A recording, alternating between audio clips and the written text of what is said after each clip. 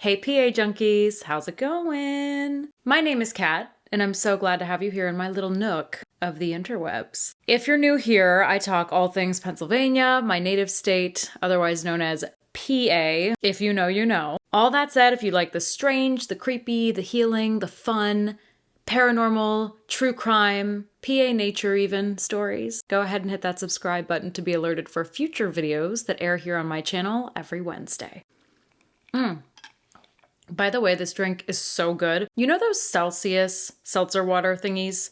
And they're supposed to give you energy? I got one of those for the first time ever because I was so low on energy the other day. I'm like, I'm gonna try this. It was so sweet. I don't know if it was the kind I got. It was like a tropical one. Obviously, I should have known that was gonna be super sweet, but I was not ready, y'all. I was not ready for it to be that sweet. So it was a no-no for me. It was a no-go, but fortunately, this little mocktail that I've put together has saved the day. It is lime seltzer water, the power of C from Trader Joe's. I was doing like the power of purple drink because I saw this TikTok video of this girl talking about it. Anyway, I'm just telling you this because some of you might be interested in knowing this information. Lime seltzer water, the power of C from Trader Joe's, if you have a Trader Joe's nearby, and some lime juice. Fresh lime juice. It's like the perfect, it's so good. It's so good. Anywho, I'm so glad to have you here. And I know I've mentioned this before, but I've gotten so many comments, emails, DMs over the years on social media about all of your creepy PA-based stories. And I've loved them. They're so fascinating, but I really wanted them to be all in one place. I created a form. That form will always be linked here in these videos on my channel so that you can share your creepy PA stories to be featured in future videos on my channel. I promise. I'll talk better. And hey, if you have more than one story, go ahead and submit. Go ahead and submit them all. Give me a dozen. I love reading them, I really do. It's just been so hard to keep track of all of them on social media over the years. So it's really nice to have this form because now they're all in one place. And oh my gosh, they have blown my mind. Some of the things that you guys have shared, from paranormal stories and ghostly encounters to PA true crime that's meaningful to you, or like that you might have an even distant connection to. It's wild. In fact, today's story is actually one of those stories, a true crime story that someone had a very random connection to, not to the actual crime itself, but to someone who's a part of the story. So without further ado, let's get into it. This story that one of you shared with me, and it was shared anonymously, by the way, is so sad. Just a forewarning, it's uncomfortable and devastating. It's about a murder that happened in Lancaster County back in 1992, and this case went unsolved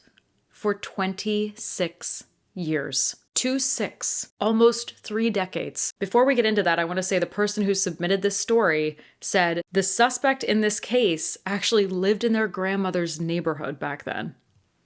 Super creepy. Okay, so I'm going to take you back to the 90s, our beloved 90s. It was December 21st, 1992 in Lancaster County, PA, just days before Christmas. Anybody who celebrates Christmas knows this is such a special time, all of the holiday hype, it's great. And it's also my birthday month, so I personally love this time of year. It was early in the morning on this day, and a young woman who was 25 years old at the time named Christy Mirack was getting her things together. She was about to leave her apartment to go to school. And by school, I mean she was a teacher. She was teaching 6th grade, and Christy was known by everyone as an amazing teacher. She actually started off as a substitute teacher at Lancaster Elementary School, but she was so effervescent and so good with these kids that they brought her on full-time real quick. You know how a lot of us have that one teacher? For me, it was my 3rd grade teacher, Miss Bacala. She just allowed all of us to express who we were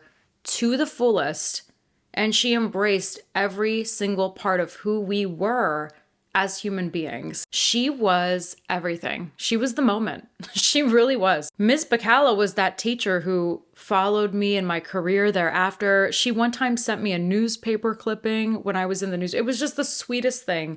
And she was that teacher that just fully allowed me to express myself and really put us all in this creative zone. And I'm a creative person, as some of you already know. She just always encouraged me to be me. And for Christy's students, that was her to them. She was that teacher. She made her students feel so engaged, so loved, so warm, and so excited to actually go to school and do work. And for people like Christy, going to school and teaching wasn't work, it was just such a joy. She actually loved her job that much. Unfortunately, on this day, December 21st, 1992, Christy never made it to school. It had her colleagues 1000% concerned because it was so out of character for her. This was not the norm. Christy, obviously, as I said, loved her job. So her colleagues were wondering, where is she? What's going on? Her classroom was starting to fill up and she still hadn't shown. So the school principal, Harry Goodman, decided he's going to call her mom. Christy's mom is her emergency contact. So he calls Christy's mom and informs her that Christy has not shown up for school today. And of course, as her mom, who knows her very well, like the most, her mother also is kind of like, what is going on here? This is so unlike my daughter not to show up to her job that she loves so much. Her mom gets nervous, and Principal Goodman, being the good-hearted person he is, tells Christy's mom he's going to leave. He'll drive towards Christy's apartment because maybe, just maybe, she broke down on the road or something happened along the way. Now, she didn't live very far from the school, but you just never know. You never know what could happen. So Principal Goodman ended up hopping in his car, and he didn't see anything along the way. He eventually made it the whole way to Christy's apartment complex,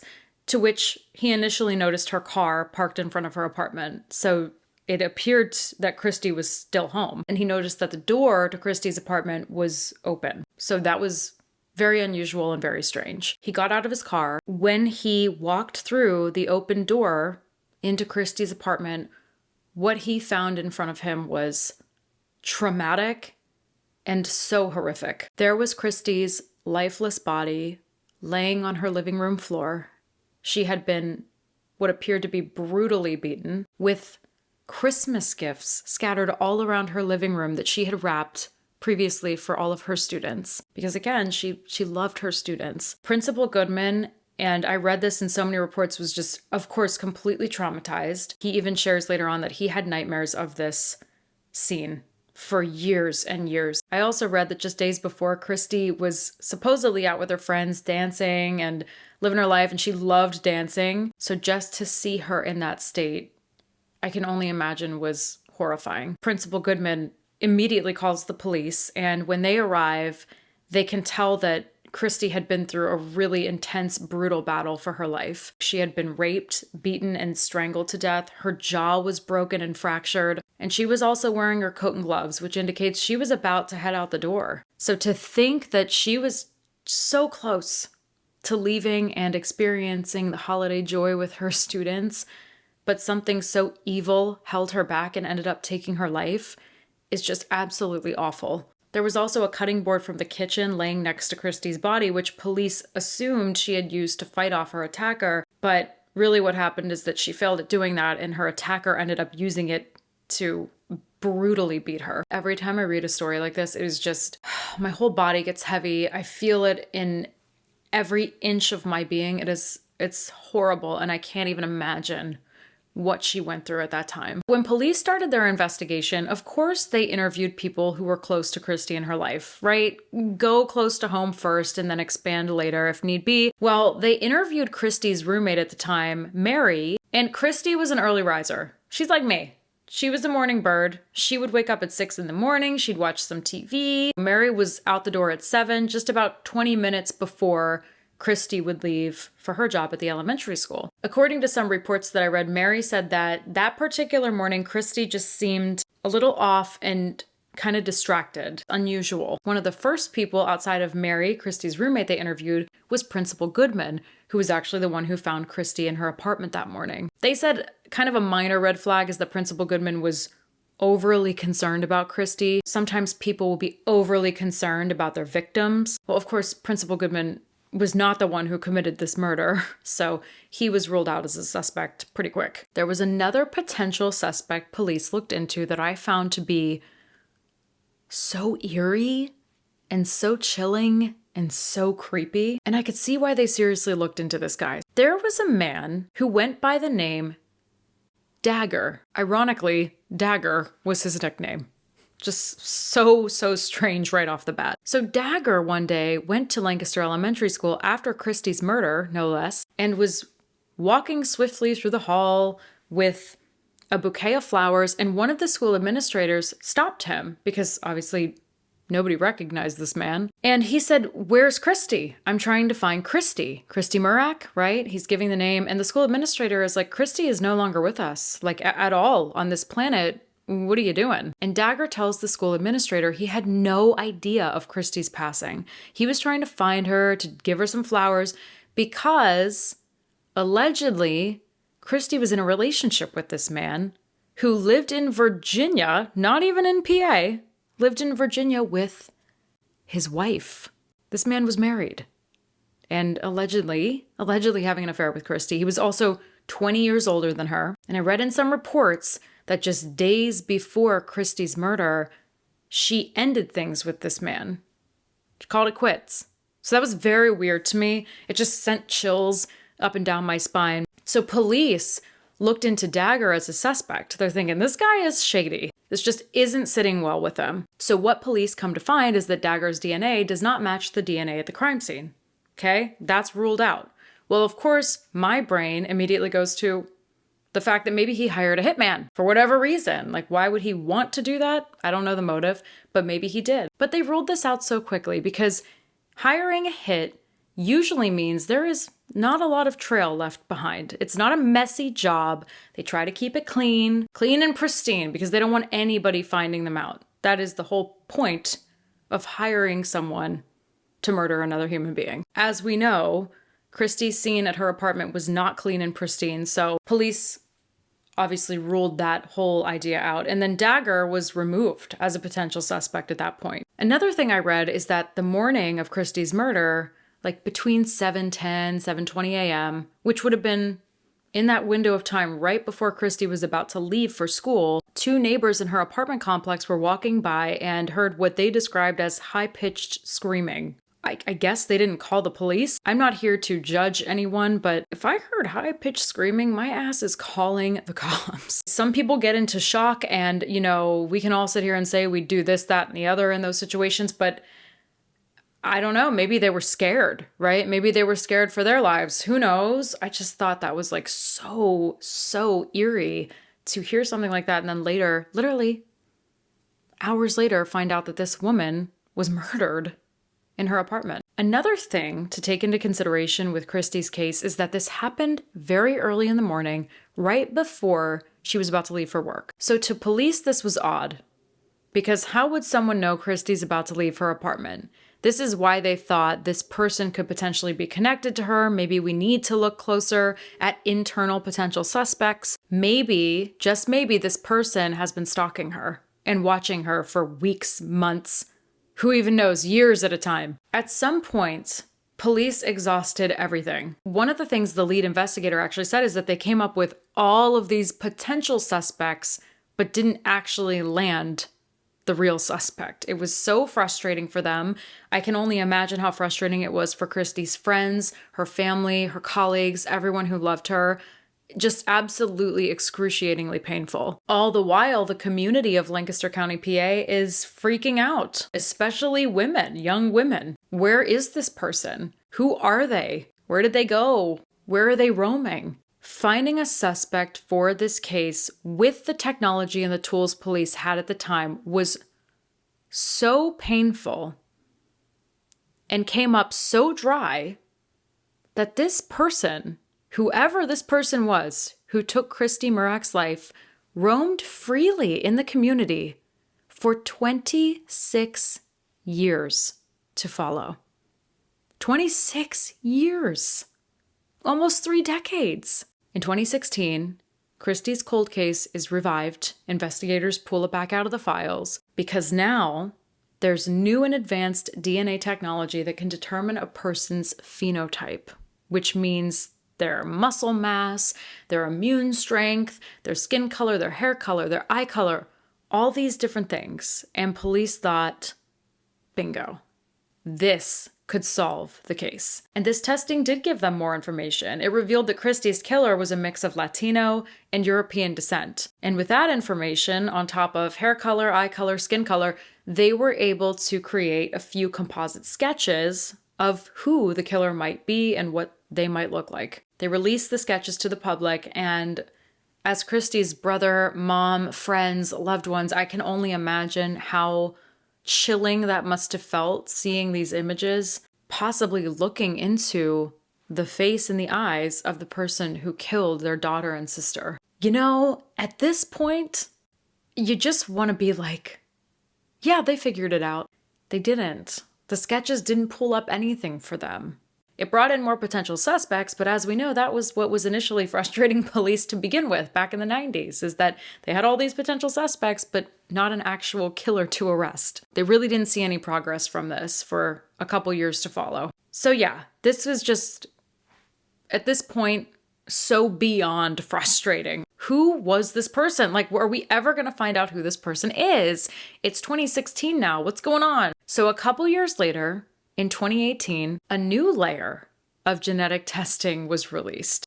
This testing was a little different because it helped investigators use DNA databases and family trees to help identify potential suspects. This was an approach also known as genetic genealogy. And this was the same approach that investigators used to catch the Golden State Killer in 2018, if you're familiar. And if you're unfamiliar, this happened in California between 1976 and 1986. This guy raped over 48 women and killed a dozen people and went free for way too long. So thank God for this testing. The investigators in Christy Mirack's case ended up working with a woman named CeCe Moore, who was a DNA genealogist. I had to make sure I got that right. I'm looking at my computer. She was a DNA genealogist, seriously a sensation. And I think she used to be an aspiring actress or musical artist. I can't remember. I think it was maybe an actress, but either way, it is phenomenal how quickly they can solve these cold cases with this new elevated testing. When they brought CeCe Moore on board for Christy Mirack's case, she worked with the lab to trace the DNA from the 1992 crime scene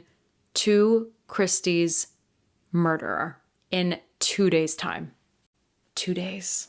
That's all it took. After 26 years, this new testing allowed a whole team of people to find this out in 2 days.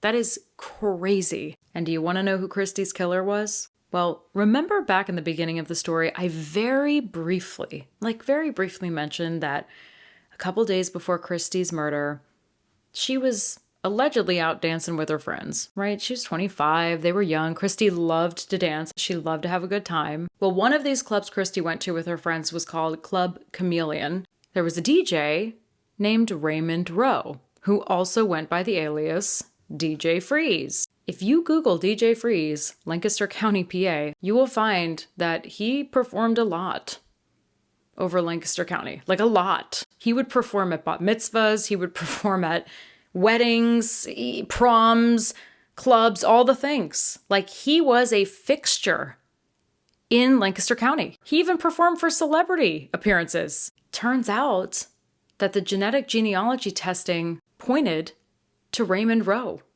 DJ Freeze. Christy's family was flabbergasted. I was flabbergasted.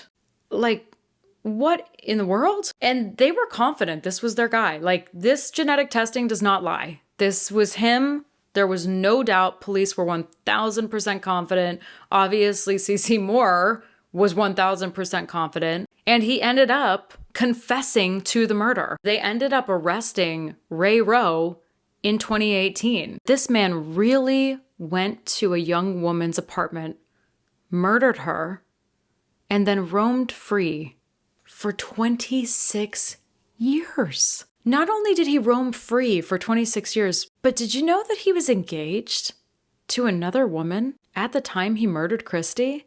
And he went home after he murdered her to his fiance. And his fiance said to him, "Oh my God, Ray, there's this woman on the news. I'm so worried, like there's a killer running loose." And he's like, "Oh, I'm so worried for you. I'm going to keep you safe." This man really said this to his fiance at home, as if he didn't just take an innocent life. I genuinely, and his fiance went to bed with him that night. Like, there are interviews with her talking about her side of things. I mean, it's so crazy. So This all happens, right, in 1992. Raymond Rowe is engaged. He gets married months later to this woman. She has absolutely no idea. Of course, no one has any idea. And being that Christy's murder was a few days before Christmas, Raymond Rowe's fiance at the time said that they even celebrated the Christmas holiday.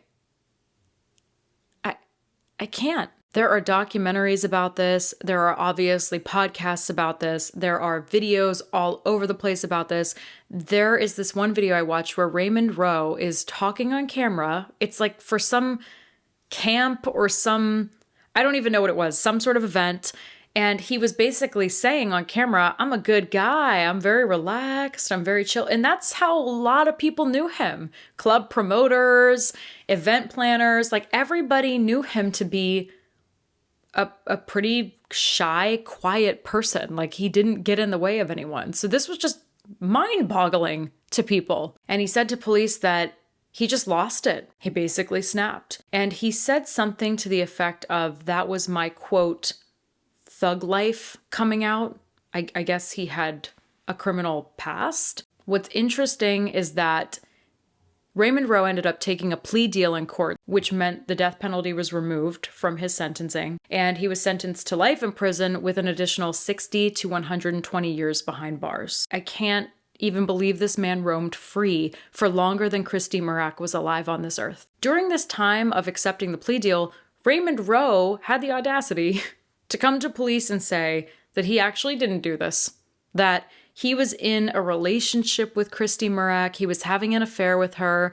They slept together the night before her murder, and someone else murdered her. Someone else had to have murdered her. But of course, there was no one to corroborate this story for him, and police also couldn't put Ray Rowe on the stand because he had already confessed to the crime. Needless to say, DJ Freeze is frozen behind bars now. Moral of the story, guys, is that evil does lurk in the world. My deepest condolences to Christy Mirack's family, her friends, her colleagues, everyone who loved her. May her bright light continue to shine forever. And it will. And I know that does no justice to what happened to her. She did not at all deserve this. If you want to submit your story to PA Junkie for future videos, don't forget to click the link in the description of this video to submit yours today. And if this kind of content interests you, don't forget to hit that subscribe button to be alerted for future videos that air on my channel every Wednesday. Sending you all love and light, and I'll see you next time.